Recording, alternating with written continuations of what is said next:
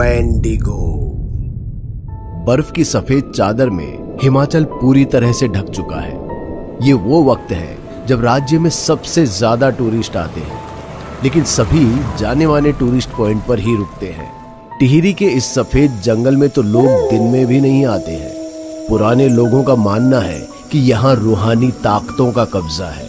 वहीं कुछ लोगों का मानना है कि यहाँ कोई खतरनाक जानवर रहता है, इसीलिए रूहानी ताकत होने की कहानी बनाई गई है ताकि कोई गलती से भी वहां ना आ जाए। नॉर्मल इंसान तो छोड़िए, कहते हैं कि फॉरेस्ट डिपार्टमेंट के लोग भी उस जंगल में जाने से कतराते हैं, और अकेले तो बिल्कुल भी नहीं।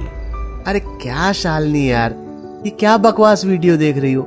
हमने तुम्हें वैकेशन के लिए जगह देखने को कहा है, लास्ट डेस्टिनेशन नहीं। रोनित की बात सुनकर सभी हंसने लगते हैं और शालिनी आंखें छोटी करके उसे घूरने लगती है। शालिनी और रोनित के अलावा वहां पर नेहा और आकाश भी होते हैं। असल में ये चारों पक्के दोस्त और दो कपल हैं जो एक दूसरे से बेहद प्यार करते हैं, और ये सभी अपने रोज की कॉर्पोरेट लाइफ से परेशान होकर कुछ दिनों का ब्रेक ले रहे हैं, लेकिन डिसाइड नहीं कर पा रहे हैं कि आखिर जाएं तो कहां जाएं। अंत में सभी की सुई वादियों पर अटकती है, और न जाने क्यों शालिनी उस जगह पर जाने की जिद करने लगती है जहां के खतरनाक एक्सप्लेनेशन को अभी अभी उसने देखा है। अरे ये रोनित सही बोल रहा है, देखो किसी अच्छी जगह चल लेते हैं, नहीं तो कहीं ऐसा नहीं हो कि ये ब्रेक हमारा आखिरी ब्रेक हो जाए। क्या यार, तुम दोनों लड़के होकर भी फट्टुओं की तरह बातें कर रहे हो। मुझे तो शालिनी का आइडिया बहुत ही इंटरेस्टिंग लग रहा है। नेहा बेबी, हम कुल्लू मनाली नहीं, टिहरी के सफेद जंगल की बात कर रहे हैं। अरे जहाँ फॉरेस्ट डिपार्टमेंट के लोग भी जाने से डरते हैं, तो भला हम कैसे जाएंगे? जा सकते हैं, मेरा दोस्त साकेत वहीं पोस्टेड है। अच्छा, तो इसलिए जाना है क्योंकि तुम्हारा एक्स है वहाँ। ओहो रोनित, कॉलेज की बात थी वो, प्लीज चिल रहो। तो ये तय रहा कि हम टिहरी के जंगल में जाएंगे। शालिनी की बातें बेमन से ही सही, पर सब मान लेते हैं और टिहरी के जंगलों में जाने के लिए उनकी तैयारियां शुरू हो जाती है। रोनित अपनी 6 सीटर एसयूवी निकालता है और सब के सब रात में ही दिल्ली से हिमाचल की ओर निकल जाते हैं। रास्ते में रुककर वो खाना पीना भी खाते हैं, और चंडीगढ़ पहुंचने के बाद शालिनी का दोस्त साकेत भी उनके साथ हो लेता है। चूंकि रोनित गाड़ी चला रहा था और आकाश उसके साथ आगे बैठा होता है, और दोनों लड़कियां पीछे बैठी होती हैं, और साकेत भी उनके साथ ही पीछे बैठता है। शालिनी के बगल में साकेत को बैठा देखकर रोनित को जलन महसूस जरूर होती है, लेकिन वो गाड़ी चलाने पर ध्यान देता है। इधर आधी रात गुजर चुकी थी, दोनों लड़कियां सो चुकी थी। शालिनी तो साकेत के कंधे पर सिर टिकाकर सो जाती है, और आगे आकाश भी झपकियां ले रहा होता है। रोनित लगातार रियरव्यू मिरर में शालिनी और साकेत को देख रहा था।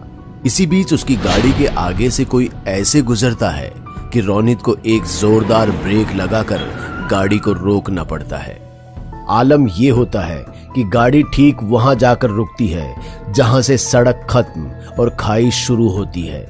अचानक ब्रेक लगने से गाड़ी इस कदर आवाज करती है कि वादियों में हर तरफ बस उसी की आवाज गूंज जाती है। रोनित तेजी दिखाते हुए गाड़ी को सेफ जगह पर पार्क करता है, और उसके बाद सभी गाड़ी से नीचे उतरते हैं और रोनित से पूछते हैं कि आखिर हुआ क्या। पर रोनित चारों ओर देखने लगता है कि आखिर वो चीज क्या थी जो उसकी गाड़ी के सामने से अचानक गुजरी थी। वो जब पीछे गया तो देखा कि रोड पर नींबू और मिर्ची का गुच्छा पड़ा था, जो रोनित की गाड़ी से कुचल गया था। रोनित ऊपर आसमान की तरफ देखता है और चांद के आगे काले बादल छा जाते हैं। इतना कुछ होने के बाद उसे किसी अनहोनी होने की आशंका होने लगती है। वो भागते हुए गाड़ी में जा बैठता है और सभी को गाड़ी में बैठे रहने को कहता है। रोनित गाड़ी में तो बैठ गया, लेकिन वो पसीने से बुरी तरह सराबोर हो जाता है।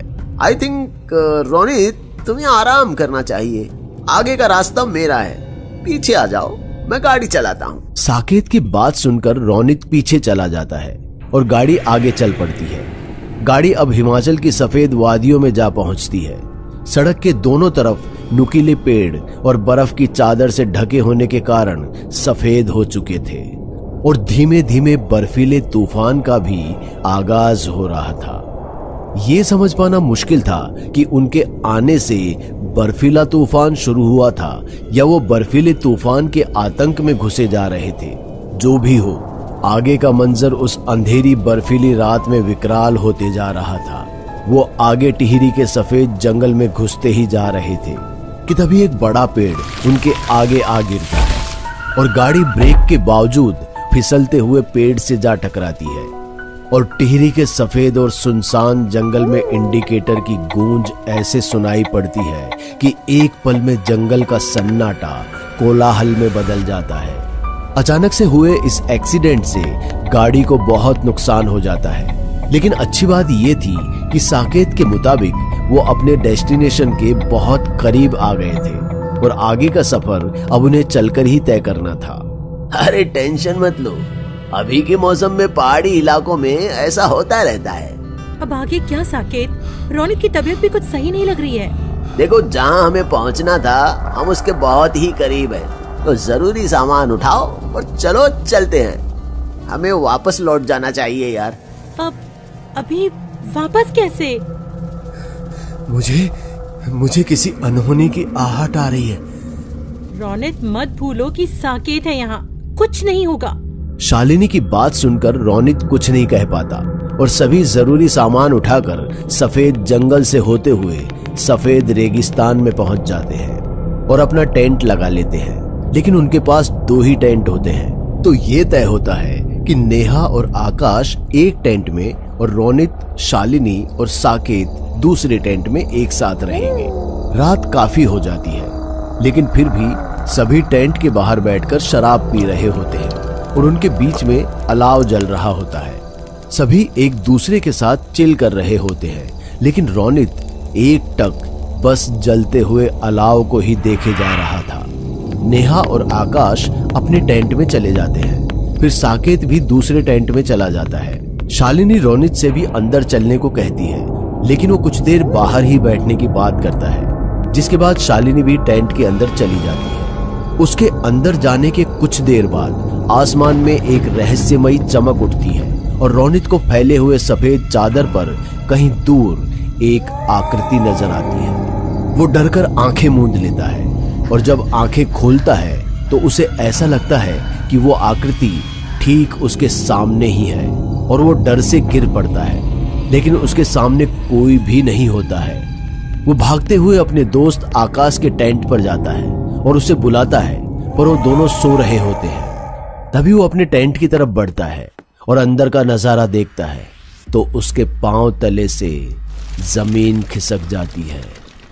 शालिनी के कपड़े टेंट में इधर उधर पड़े होते हैं और वो खुद साकेत के साथ चादर के नीचे हिचकोले ले रही होती है और इससे पहले कि रोनित कुछ कह पाता, उसके कंधे पर एक अजीब हाथ आता है और जैसे ही वो पीछे घूमता है उसे कोई अपनी ओर खींच लेता है और उसकी आंखों के सामने अंधेरा छा जाता है।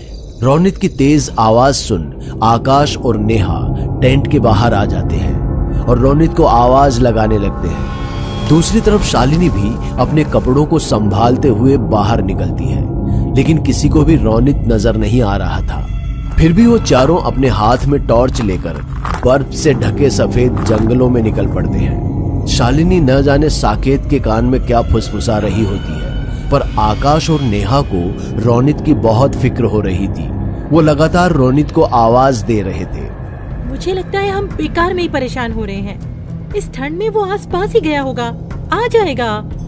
बिल्कुल चुप हो जाओ। तुम्हें ठंड लग रही है ना, तो वापस अंदर चली जाओ। वो हमारा जिगरी दोस्त है। लुक, वो मेरा बंदा है। अच्छा, तो उसे बाहर छोड़कर तुम अंदर क्या कर रही थी? प्लीज गाइस, हमें झगड़ने की जगह रोनित को ढूंढना चाहिए। नेहा के इतना कहते ही सब शांत हो जाता है और वो सब वापस से रोनित को ढूंढने लगते हैं। तभी नेहा का पांव कहीं धंस जाता है। वो टॉर्च घुमाकर नीचे देखती है तो डर के मारे उसकी चीख निकल जाती है, क्योंकि उसका पांव एक नरकंकाल के सीने में जा धंसता है। और जब वो टॉर्च की रोशनी को आगे करती है तो हर जगह नरकंकाल ही फैले होते हैं। इस भयानक मंजर को देखकर सभी की आंखें डर से फटी की फटी रह जाती हैं। और तो और उनकी हिम्मत ही नहीं होती कि एक कदम भी आगे बढ़ सके। तभी वहां उन्हें छोटे पांव के निशान के साथ एक बड़े पांव का निशान भी दिखाई देता है, जो किसी नॉर्मल आदमी के पांव के निशान से काफी बड़ा था। तभी शालिनी बोलती है, वेंडिगो, इतने बड़े पांव का निशान सिर्फ उसका ही हो सकता है। मतलब रोनित। रोनित क्या शालिनी? अगर ये पांव का निशान वेंडिगो का है तो रोनित अब तक नरकंकाल में बदल गया होगा। हमें अभी यहाँ से लौट जाना चाहिए। इतना कहते ही शालिनी और साकेत वहां से लौट जाते हैं, लेकिन नेहा आकाश के हाथ को जोर से पकड़ती है और कहती है, मुझे पता है तुम अपने दोस्त को इस तरह छोड़कर नहीं जाओगे। मैं तुम्हारे साथ हूँ।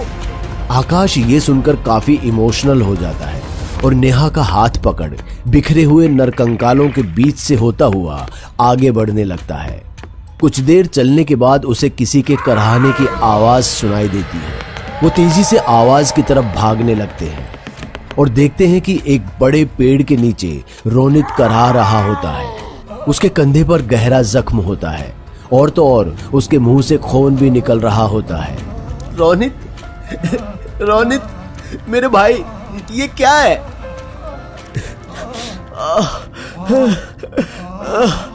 आकाश, नेहा, वापस लौट जाओ यहाँ से। मैं नहीं चाहता कि तुम्हें भी कुछ हो। तेरे बिना तो नहीं। हाँ। आकाश रोनित को कंधे पर उठा लेता है और यहाँ से निकलने को होता ही है कि तभी ऐसा लगता है कि सामने एक पेड़ हिल रहा है, पर वो पेड़ नहीं बल्कि वेंडिगो होता है। एक ऐसा दानव जो किसी सूखे पेड़ के आकार का है। नुकीले नाखून, तेज धारदार दांत, उसकी आंखें किसी लाल लैंप की तरह चमक रही थी और शरीर पर जगह जगह ऐसे जख्म थे जैसे कि वो सड़ रहा हो। वेंडिगो इस बार रोनित को नहीं बल्कि नेहा और आकाश को देख रहा था और चीखते हुए जैसे ही वो वेंडिगो नेहा को पकड़ने के लिए झुकता है, रोनित उसकी आंखों में पास में रखी हुई लकड़ी डाल देता है, जिसके बाद वेंडिगो चीखने लगता है, पर दर्द में नहीं बल्कि गुस्से में। इस बीच नेहा और आकाश रोनित को वहां से लेकर निकल जाते हैं और किसी भी तरह भागते हुए वापस टेंट के पास पहुंच जाते हैं, जहां शालिनी और साकेत अलाव जलाकर बैठे होते हैं और उनके हाथ में मशाल होती है। रोनित को जिंदा देखकर उन दोनों की भौहें तन जाती है। बेमन से शालिनी उनके पास आ ही रही होती है कि तभी आकाश उसे रोक देता है और इससे पहले कि शालिनी कुछ कह पाती, वेंडिगो की इतनी तेज आवाज सुनाई देती है कि वहां की जमीन और हवाओं में सरसरी दौड़ जाती है। शालिनी और साकेत हाथ में मशाल लेकर आगे बढ़ते हैं। वेंडिगो आग से डरता है। साकेत, ध्यान से, हाथ से मशाल ना छूटे। शालिनी ने इतना ही कहा था कि वेंडिगो ने एक जोर का हाथ मारा और उस झटके से साकेत गिर गया। उसके हाथ से मशाल छूट गई। इससे पहले कि साकेत दोबारा से मशाल उठाता, वेंडिगो ने उसे पांव से खींचा और एक ही झटके में उसकी दोनों आंखें निकाल दी और फिर साकेत को ऐसे नोचने लगा कि देखते ही देखते उसका मांस भरा शरीर नरकंकाल में बदल गया। साकेत का ये हाल देखकर शालिनी के हाथ से मशाल छूट गई और वो वही घुटनों के बल बैठकर रोने लगी। वेंडिगो अब साकेत के नरकंकाल को छोड़ शालिनी की तरफ देखता है और खून लगे मुंह के साथ शालिनी की तरफ अपने दोनों हाथ और पैरों को बढ़ाने लगता है और ऐसे गुर्राने लगता है कि जैसे सबको नोच खाएगा। वेंडिगो अचानक से रोनित की तरफ देखता है और फिर सीधे शालिनी की ओर झपटता है, लेकिन इसी बीच रोनित मशाल उठाता है और वेंडिगो के मुंह में घुसा देता है। रोनित के इस हमले से वेंडिगो इस बार गुस्सा नहीं था बल्कि सच में दर्द से करहा रहा था और फिर छटपटाते हुए वहीं जल रहे अलाव पर जा गिरता है। वेंडिगो उस अलाव पर गिरने के बाद ऐसे धू धू करके जलने लगता है जैसे उसी अलाव का हिस्सा हो। उसकी चीख से पूरा जंगल कांप उठता है और फिर आकाश रोनित से कहता है, रोनित, चल भाई यहाँ से निकलते हैं। आकाश, तुम लोग यहाँ से निकलो। और तुम?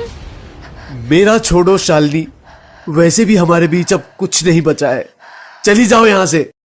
रोनित ये सब कहते हुए बड़ी ही अजीब सी हरकत कर रहा था। कभी उसकी गर्दन मोड़ रहा था तो कभी अपने हाथों को। उसका शरीर ऐसे अकड़ रहा था जैसे टूटकर बिखर जाएगा। दूसरी तरफ अब शालिनी साकेत के मरने के बाद वापस से रोनित से जा चिपकी और ऐसे रोने लगी जैसे उसे रोनित की कितनी फिक्र हो। शालिनी, अगर तुम मेरे से इतना ही प्यार करती हो तो मेरे साथ यहीं रुक जाओ और इन दोनों को जाने दो। हम तुझे छोड़कर कहीं नहीं जाएंगे। आकाश इतना ही कहता है कि रोनित शालिनी को धक्का देता है और आकाश को अपनी तरफ खींचता है और उसके कान में कुछ कहता है कि उसकी आंखें फट जाती है। फिर नम आंखों के साथ वो नेहा को वहां से लेकर निकल जाता है। वो जब जंगल में काफी दूर निकल जाते हैं और एक बस स्टैंड पर रुककर बस के आने का इंतजार करने लगते हैं, तब नेहा मायूस होकर पूछती है, आखिर तुम रोनित को उस शालिनी के साथ अकेले कैसे छोड़ सकते हो? क्योंकि वो अब हम में से एक नहीं रहा। ये कैसी बातें कर रहे हो तुम? तुम्हें पता है उसने मेरे कान में क्या कहा? इसके बाद आकाश बताता है कि वेंडिगो एक श्रापित दानव है जो कभी खत्म नहीं हो सकता और अगर कोई उसे मारने की कोशिश करता है या मार देता है तो वो फिर अगला वेंडिगो बनकर उस श्राप को झेलता है। और अब रोनित भी एक वेंडिगो बन चुका है। मतलब शालिनी? उसे उसके किए की सजा मिलेगी।